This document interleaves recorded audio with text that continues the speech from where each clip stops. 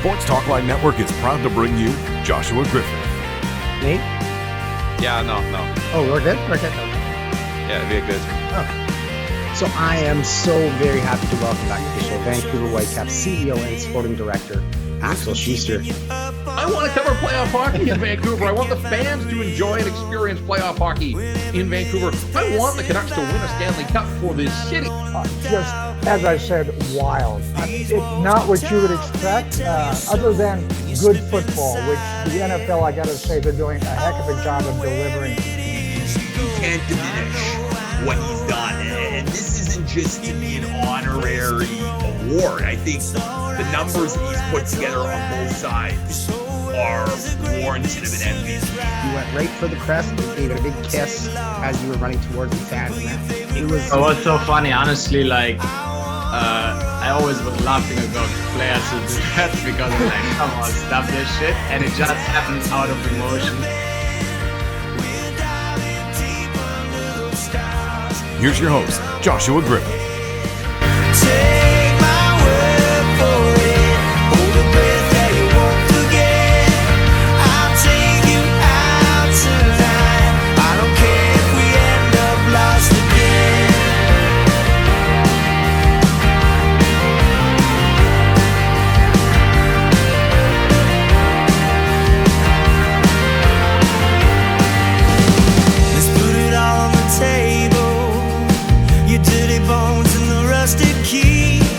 There's a crack in the mirror, but the only reflection is you and me.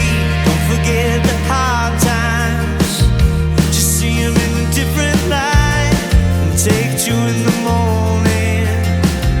It only takes one to make it right. We'll swing, we'll swing, we'll swing, we'll swing from the chandelier. I wanna run with you, I'll take you out tonight, down to the riverbed. We'll dive in deep under those stars, hanging up overhead. Take my word for it, hold a breath that you won't forget.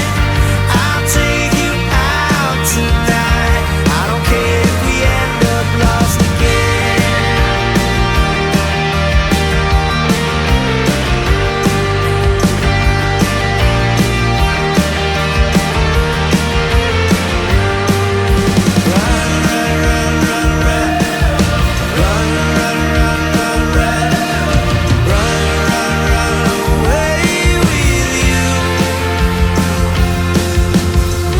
I'll take you out tonight, down to the riverbed. We'll dive in deep under those stars, hanging up overhead. Take my word for it, hold a breath that you won't forget. I'll take you out tonight, I don't care if we end up lost again. I don't care if we end up lost again. I don't care if we end up lost again. I don't care if we end up lost again.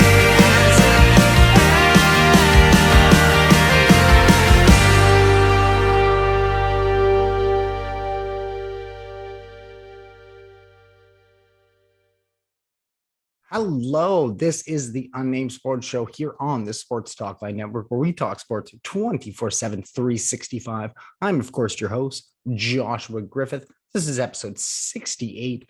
And on today's show, we're going to get you caught up with everything Vancouver Whitecaps as their season unfortunately came to an end with a 3-0 loss to Sporting Kansas City.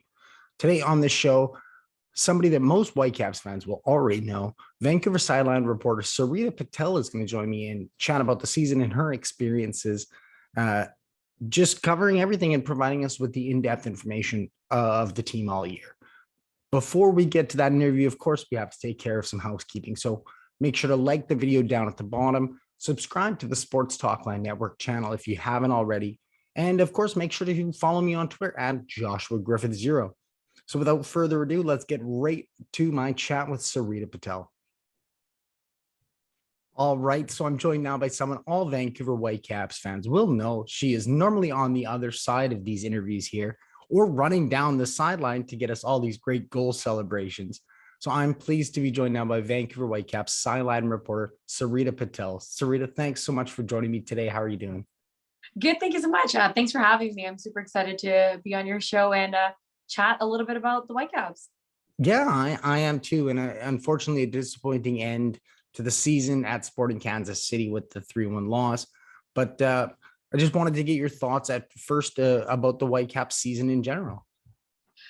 It was a whirlwind, if I could say it in one word. It was a crazy experience. This was a new role that the Whitecaps posted. It was something that they never had, which was a reporter. And once I took the job in March, I was super excited to work for a team.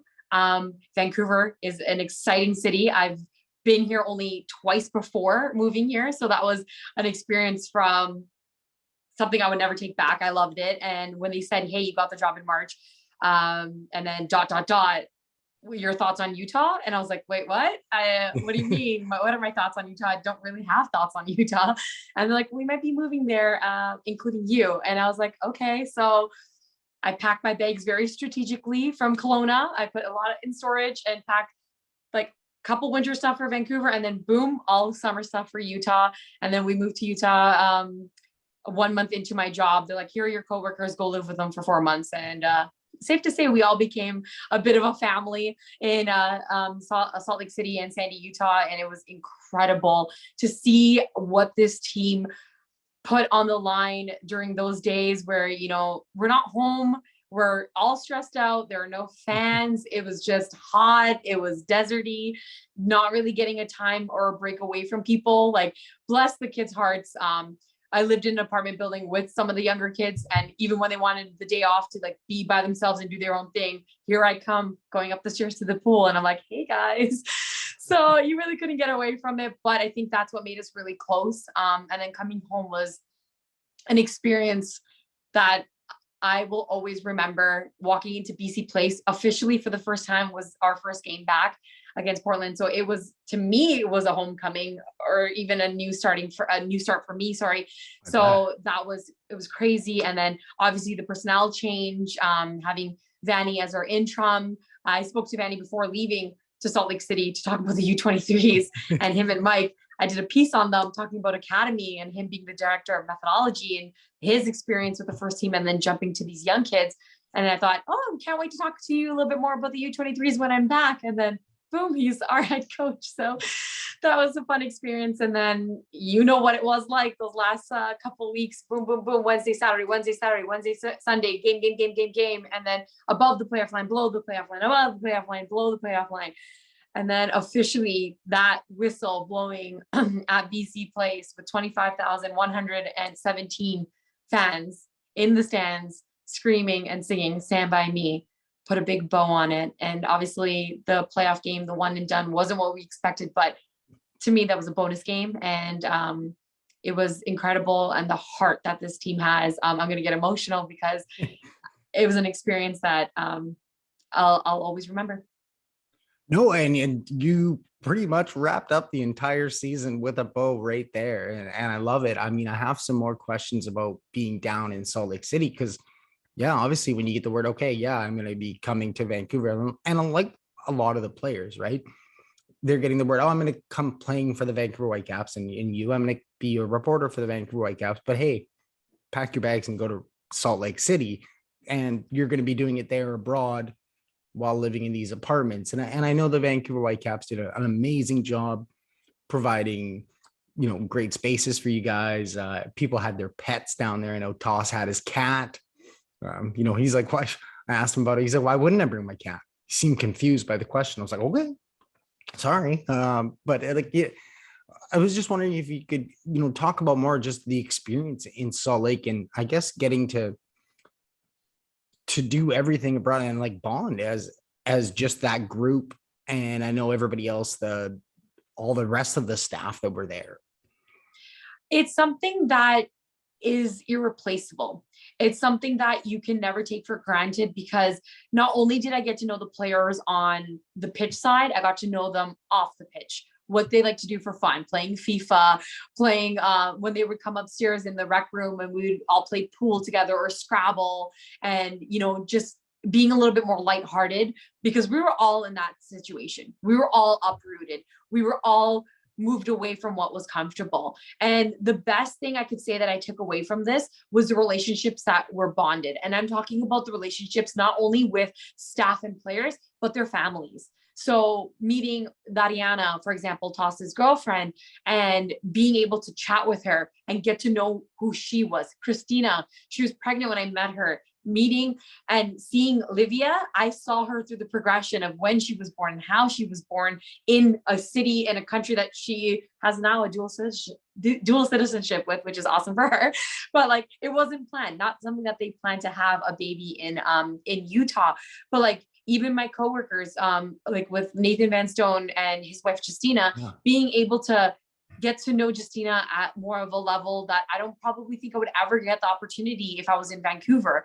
I'm a self-proclaimed godmother to Nathan's daughter, and she's actually the background on my phone, because we would have pool parties together and I would hold Gracie and we would go for walks and we would do everything together that I don't think, not that you can't, but in Vancouver, as many people know, there's Vancouver and then there's the outer cities and the outer cities and the outer cities. And it's hard to, you know, hang out every day or whatever it was. And being in Salt Lake, going upstairs to the pool or going to the amenities room or meeting up for dinner was so easy, because we were all, it was like a hotel, but it was a luxury building that we were living in. So it was easy for us to get everything done together because we were all in it together. And a big hat tip to the operations crew, to people who they didn't even know. For example, for me, they didn't know me, but they made my living situation so comfortable. Like Ed, Sandy, Ken, Ari, all of them, Marty, Court, they made us feel so comfortable. And like, they let me ship my golf clubs there. My golf clubs came with me. Like my Sandy's stand mixer came with her, so she was making cookies and pancakes. Like, it was like a mini home vacation, and they made it feel like we couldn't like skip a step. The only step that we were skipping was not having the fans and not being in our own facility. So that was the off the field stuff was great. On the field stuff was hard. Yeah, well, I think the on the field stuff with just, you know, your work, it really showed just from what you're talking about, because you really connected, and I'm watching it. I'm like, wow, she just hopped right into it, and you had some huge shoes to fill. Like back when I was a fanboy. Oh, you know, I made a Sheldon Rogers sign. So, you know, and a lot of the Whitecaps fans were thinking, okay, she's going to be doing everything. She's got some big shoes to fill, and not only to fill them, you're sprinting down the sideline and just getting us amazing goal celebrations and all of that. And yeah, just from what you're talking about, how the team integrated everybody and it just made it easy for you. It just, you can see it, and your work showed. And I think, I can only speak for myself, but I think a lot of other fans really enjoyed all of your coverage this year. Thank you. That means so much to me. Like, we didn't even know what this role was, because Sheldon had his role and I was added. I wasn't going to take over anything of his unless he needed help with his stuff or vice versa. So what was I going to provide? I didn't know until we got on the ground and started running. Literally. So when I got there, we were testing things like, does this work? Does this work? What's resonating? What's working? And I just wanted to be my authentic self. And my authentic self is a loud, vivacious, funny, I hope in my own world, I'm funny, person who likes to just tell people stories. That's my goal in life. Is everyone is on this moving rock. We're on this together, and everyone has an incredible story. And I just want to share it with the world, from it being a player to a staff member to somebody who is just a freelance worker. I think everyone has a special role in every situation, and that includes the Whitecaps, and that's what I'm here for. And one thing I can say is the boys are the same. They're authentic. They are the sweetest, most generous human beings that I've ever worked with, because I'm the only female that's on the first team right now. I'm the only female that traveled with the club on a daily basis. We did have Sandy in Salt Lake with us, but traveling wise, I was the only girl. And this is a message to girls out there that you can do it. You are able to fit in and you can do it. You can be with these guys because your voice matters too. And they treated me with so much respect. Anywhere we would go, they'd open the door for me, make sure I was okay. They never made me feel uncomfortable. They never even made me feel like I was the only girl. They made me feel like I was a part of the team. So that makes me feel super special. And I do have a secret handshake with more than like 50% of the crew. So it's cool to see. Nice. Like right after Brian White got his hat trick, I'm behind the screen. I'm trying to just get the video. He comes up to me. He's like, it's time. And we do our handshake. And I was like, yeah, man, that's my guy. Like, get your hat trick. And we get in our little special moment. And it's incredible. That's really neat. And I'm super psyched that you have handshakes with all the players too. So I'm joined by Sarita Patel, Vancouver Whitecaps Sideline reporter here on the Unnamed Sports Show. And I just wanted to get some of your favorite moments. You might even have said one right there, but what were some of your favorite moments, I guess, just on the sideline or just covering the team in general this year?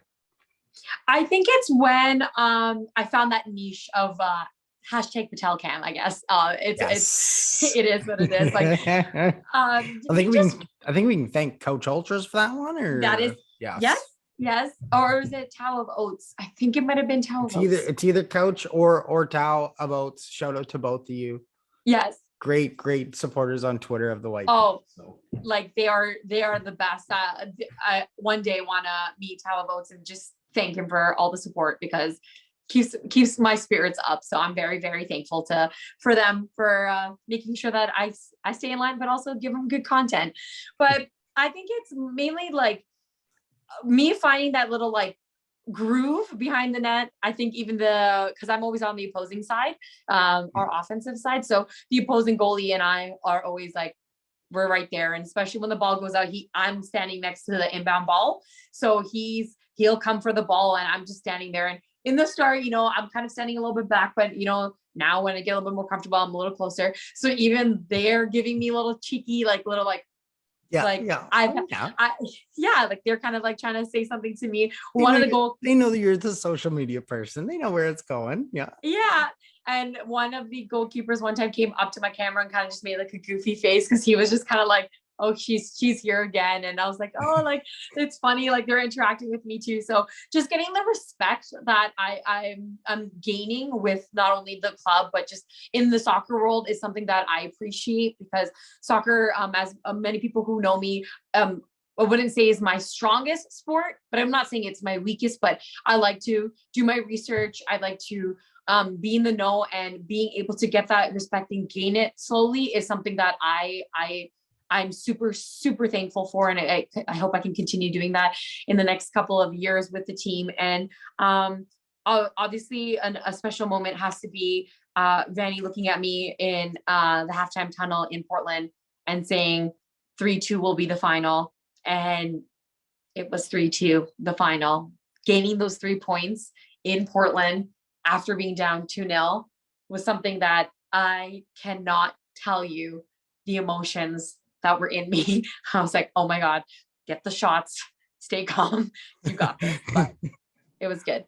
Oh, I bet. I've had the pleasure of having Vanni on the show a couple of times, and his exuberance, it just comes off everywhere. It comes through my screen at me. And I can't imagine, down at the sideline and stuff with him. How excited are you that Vanni's going to be coming back and taking control? And it looks like, because player rosters came out, I'm not going to be talking to you about that, but it looks like it's going to be pretty much the same squad coming back under Vanni. Yeah. Obviously the player roster has come out, and we know the last year they kept over, I think it was exactly 24 players returned. This year, they are still talking to a few people. It's not completely done.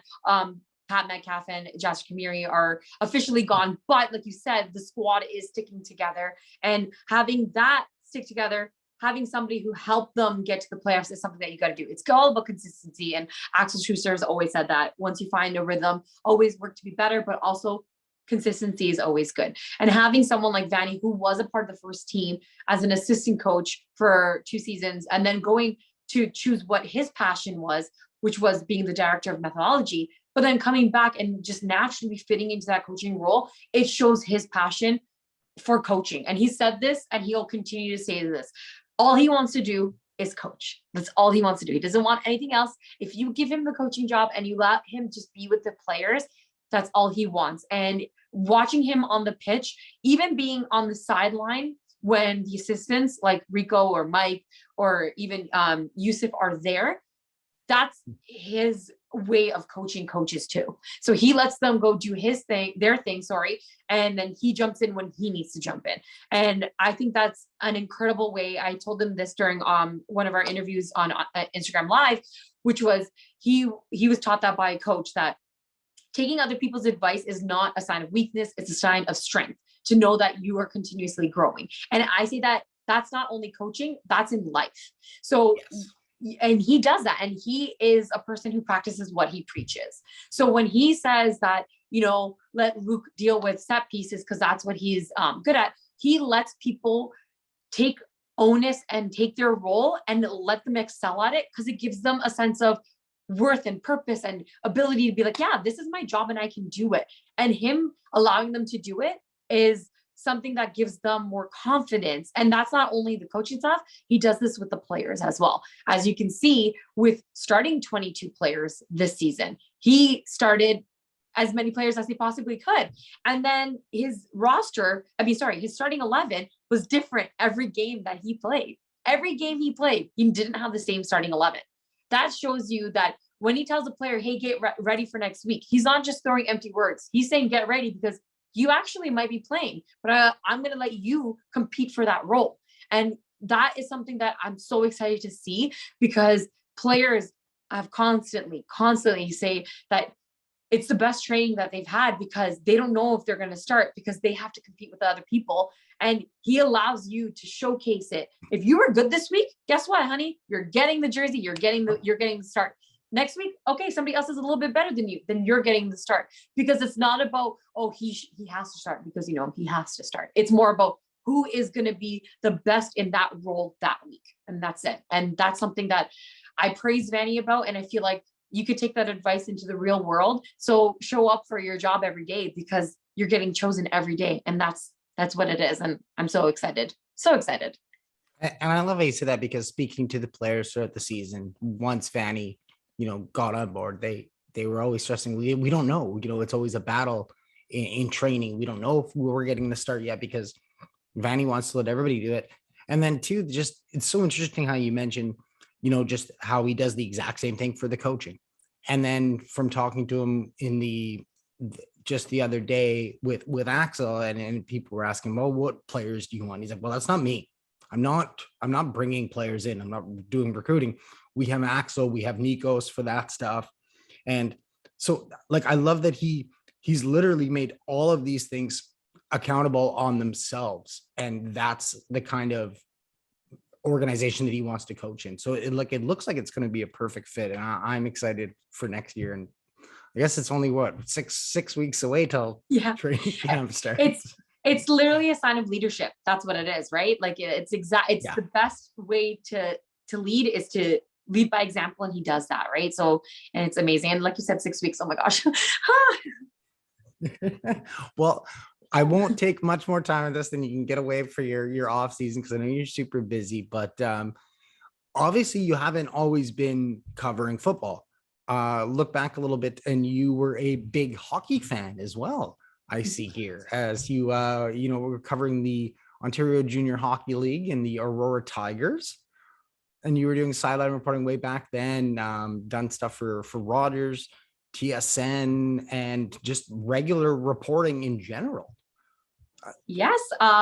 My journey has been a long one, an exciting one. I don't want to bore you guys too much with it, but when I was in Toronto, I went to a school called College of Sports Media. hello, CSM alumni. It was a school dedicated to broadcast journalism in sports, specifically radio and television. It got us super ready for the real world, which was super exciting because, as you know, you have to be a jack of all trades. You can't just be a reporter. You can't just be a videographer. You can't just be an editor anymore. So you have to be well-rounded. So that school really got us set up for that. So out of school, actually interned at TSN during the World Cup, tsn.ca. So I wrote a lot on the website as an intern. And then I was an intern at Fantasy and Fight Network. I'm a huge baseball person. So doing fantasy stats for baseball is where I started my internship. And then I was a E&G camera operator for Rogers Cup, which is tennis. So I did that for 3 years every summer. I worked for the Blue Jays. I'm not gonna lie. I'm a little bit jealous of that Rogers Cup stuff because I am a huge tennis fan. Me too. I'm a huge tennis fan as well. So it's good because, as you know, at the Viva Center, they have the men's and the women's switch. So every year you get a lot of quality of seeing just the broadness of tennis changing and ever evolving. And I did see Andrea Andreescu play right before she won the U.S. Open, which is super, super exciting for me. Oh, nice. Yeah. And so, so I did Rogers Cup, and then I did sideline reporting for the OGHL. I did the Aurora Tigers and the Markham Royals. I was their reporter. I had my own 1-hour show on Rogers TV as a community person where I brought like 7 guests of an hour and did that for a bit. I wrote for TSN as a story editor. So I would do highlights for SportsCenter. Did that for a 1.5 years, and then jumped onto the Jane Dan show as one of their highlight writers. Yeah. So I was there before I moved to BC.